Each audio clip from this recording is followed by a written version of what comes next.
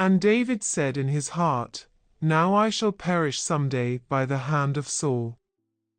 1 Samuel, chapter 27, verse 1. The thought of David's heart at this time was a false thought, because he certainly had no ground for thinking that God's anointing him by Samuel was intended to be left as an empty, meaningless act. Not on any occasion had the Lord deserted his servant. David had been placed in perilous positions very often, but not one instance had occurred in which divine intervention had not delivered him. The trials to which David had been exposed had been varied. They had not assumed one form only, but many, yet in every case, he who sent the trial had also graciously ordained a way of escape. David could not put his finger upon any entry in his diary and say of it, Here is evidence that the Lord will forsake me, for the entire pattern of his past life proved the very reverse. So, rather than doubt, David should have argued from what God had done for him, and that God would still be his defender. But is it not that we doubt God's help just in the same way?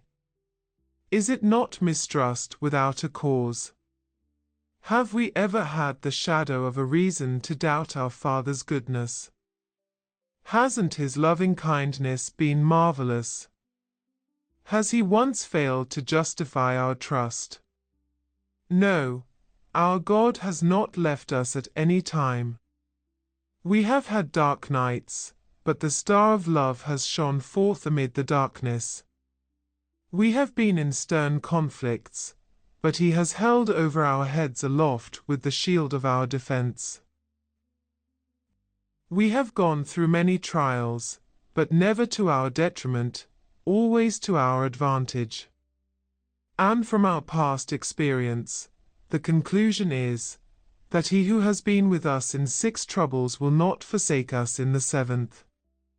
What we have known of our faithful God proves that he will keep us to the end.